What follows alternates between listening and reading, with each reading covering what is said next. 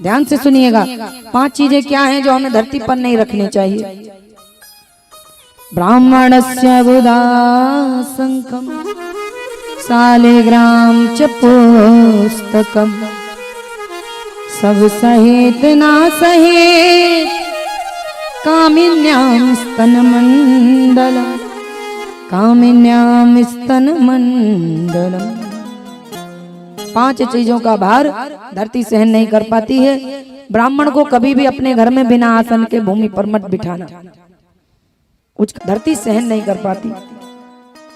दूसरा, शंख अगर आपके घर में है, ये इसका भार धरती सहन नहीं कर पाती, इसे आसन पर रखिए। शालिग्राम भगवान, शालिग्राम भगवान वो नहीं है जो तुमने कहीं से भी एक बटुइया ले ली 10 रुपया 50 रुपया की। ये गंडकी नदी में मिलते हैं। कहा जाता है तुलसी को लेकर डुबकी लगाओ, हाथ में शालिग्राम जी आ जाते हैं। सोने से इनका परीक्षण किया जाता है। इनकी कई विशेषताएं हैं लेकिन बताने में असमर्थ है समय।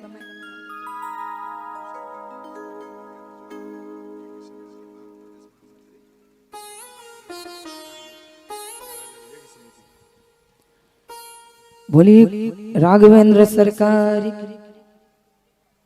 यहाँ पर जो अभी अतिथि आए थे, पुरुषोत्तम बबलू शर्मा जी, प्रदेश महामंत्री भारतीय जनता पार्टी किसान मोर्चा, इन्होंने यज्ञ समिति को 11,000 रुपए की राशि दान की है। जोरदार करतल ध्वनि से इनका स्वागत करें।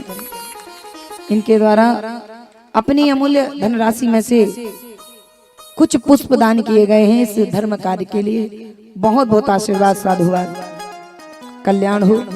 ऐसे ही धर्म कार्य आप करते रहें। तो ये जो शालिग्राम भगवान हैं, ये गंडकी नदी में मिलते हैं। इनको कभी खरीदना नहीं चाहिए, इनको दान लेना चाहिए, चुराना भी नहीं चाहिए। नहीं कहीं दिखाई दें और उठा ले आओ, तो बोले इन्हें दान में लेना चाहिए। शालिग्राम 1 या 11 की पूजा हो, 2 की नहीं। तो बताना तो बहुत कुछ था लेकिन असमर्थ है, क्या करें। शालिग्राम भगवान की पूजा जाने दीजिए, हो गया। तो शालिग्राम च पुस्तकम, बोले पुस्तक जैसे श्री रामचरितमानस, गीता, भागवत, देवी भागवत या जो भी ग्रंथ पुराण आपके घर में हैं, उन्हें कभी भूमि पर मत रखना। उन्हें रखो तो आसन पर रखो। कितने हो गए? क्या क्या भूमि पर नहीं रखना है? हमने क्या क्या बताया? बताओ कन्याओं, हे देवियों, क्या बताया मैंने? क्या क्या नहीं रखना है भूमि पर? पहला,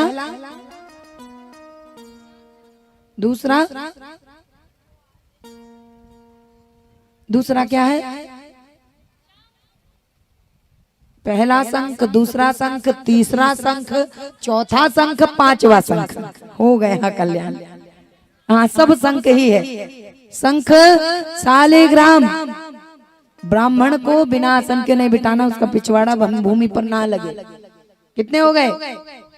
3। और चौथा पुस्तक, अभी बताया था ना, गीता भागवत। कितने हो गए? जोर से बोलो, सौगंध है तुम्हें, जोर से बोलो और जोर से। देखो कईयों के मुंह से अभी आवाज ना निकली। कहा भयो, दिखाओ जीभ है कि नहीं? दिखाने भी लगे भैया। 4। 5वां है कामिन्याम स्तन मंडलम, स्त्री का वक्षस्थल। ये भूमि में स्पर्श नहीं होना चाहिए। यही कारण है कि हम दंडवत प्रणाम नहीं कर सकते। हम या तो वाम भाग से प्रणाम करें या फिर पंचांगोयम प्रणाम करें। सिर को धरती पर लगाएं, हाथों को लगाएं और घुटनों को लगाएं। इन 5 अंगों से प्रणाम करिए। कभी भी दंड के समान लेटकर हमें प्रणाम नहीं करना चाहिए। ये पंचांग प्रणाम हम कर सकते हैं। ये 5 चीजें, शालिग्राम, पुस्तक, शंख, ब्राह्मण का पिछवाड़ा और 5वां स्त्री का वक्षस्थल। ये 5 चीजें भूमि पर स्पर्श नहीं होनी चाहिए। इनका भार भूमि को बहुत लगता है और हमें पाप लगता है। तो बोले कि पृथ्वी पर जब भार बढ़ गया, दुखी होकर के रोते हुए पृथ्वी जब पीड़ित हो गई, तो उसने क्या किया? बोली दुखान पापान हरति आशा हरि। केवल हरि की याद आई जो दुख को हरण कर लेने वाले हैं। अच्छा, भगवान एक बात और कहते हैं। भगवान कहते हैं किंकरः दास किंकरः, जो मेरे सेवक की सेवा करे मैं उससे अधिक जल्दी प्रसन्न होता हूँ, बहुत जल्दी। किंकरा दास किंकरा, जो मेरे सेवक की सेवा करे मैं उससे बहुत जल्दी प्रसन्न हो जाता हूँ। जितनी जल्दी मैं सेवक से प्रसन्न नहीं होता, जितना सेवक की कोई सेवा करे तो मैं प्रसन्न हो जाता हूँ। तो आज बोले हमारे प्रभु हरती आशा हरि, जो हरण कर ले किसका, दुख का, पाप का। तो आज हरि के शरण में बोले पृथ्वी माता चल दिए हैं। क्यों? क्योंकि उनको पता है कि कोई और मेरे दुख को हरण नहीं कर सकता, मेरे दुख का नाश कोई और नहीं करता। तो बोले आज तो मुझे भगवान की शरण में जाना होगा। तो आज पृथ्वी ने सुंदर रूप बनाया गैया मैया का, और गैया मैया का रूप बना करके बोले चल दिए हैं। अच्छा, कारण बहुत से थे। मनु शत्रुपा ने भी तप किया और तप के चलते भगवान उनके यहाँ प्रकट हुए हैं, वही कौशल्या और दशरथ बने। तो आज चले आ रहे हैं।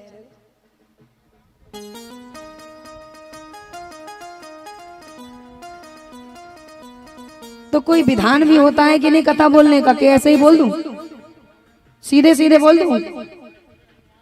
नौमी तिथि मधु मास पुनीता, नौमी तिथि मधु मास पुनीता, शुक्ल पक्ष अभिजित हरि प्रीता, शुक्ल पक्ष हरि जित हरि प्रीता। नौमी तिथि मधुमास पुनीता, शुक्ल पक्ष अभिजित हरि प्रीता। नौमी तिथि मधुमास पुनीता, शुक्ल पक्ष हरि प्रीता। बोले भगवान नौमी तिथि है, आज दशरथ के आंगन में प्रकट हो गए, चारों भाई प्रकट हो गए। 3 माताएं हैं, यज्ञ वज्ञ किया गया, वो आपने सब सुना होगा। यहाँ से बोलना बड़ा कठिन है क्योंकि बार बार मेरी चाबी कसी जा रही है इधर उधर से। केवल यही कलयुग में महात्म्य है, और महात्म्य इसका है। बाकी सब चीजों को बाद में रखा गया है। किसी का कोई विधान नहीं, विधि नहीं, और किसी का कोई महत्व नहीं। कलयुग में, सतयुग द्वापर त्रेता में था, परंतु अब नहीं है। इसमें केवल नाम लोगे कल्याण हो जाएगा। क्यों? क्योंकि ना वस्तु शुद्ध है, ना मन शुद्ध है, ना यज्ञकर्ता का, ना यजमान का। और अगर मन शुद्ध नहीं है तो कोई फल नहीं मिलता, ना दान का फल है, ना किसी का फल है। अगर दान देते समय आपके मन में थोड़ी सी कलुषित भावना आ गई, कपट भरा है, दान का भी फल नहीं मिलेगा। और अगर भगवान का नाम आप लेते हैं 24 घंटे, तो बोले सदन कसाई जैसे पापी भीतर जाया करते हैं। तो यहाँ नाम की महिमा थी, है और रहेगी, क्योंकि ये युग ऐसा है। ये कलह का युग है। जब आप नाम लेना शुरू करोगे तो कलह बंद कर दोगे, कलह बंद कर दोगे, कली का आपके ऊपर प्रभाव नहीं होगा। कली का प्रभाव नहीं होगा तो आप अधर्मी नहीं रह जाएंगे। तो इसका महत्व था, है और रहेगा। जो नाम लेंगे, यहाँ आकर सुने ना सुने, घर में जाकर अगर 2-4 घंटे नाम लेंगे, कल्याण निश्चित है। क्योंकि इस समय ना मंत्र की शुद्धि है, ना वस्तु की शुद्धि है, और ना कोई वस्तु पवित्र नहीं है। कहीं किसी ने झूठी कर दी, कहीं कुछ है, कहीं उसको खरीदा गया तो पाप से लाया गया, कहीं किसी ने पाप करके बेचा। हर जगह अधर्म, कपट, छल भरा हुआ है, कुछ पवित्र नहीं है। केवल भगवान का नाम लोगे आपका कल्याण होगा, ये लिखा है, तो वही आपको बता रहे हैं। बोलिए राघवेंद्र सरकार की जय हो।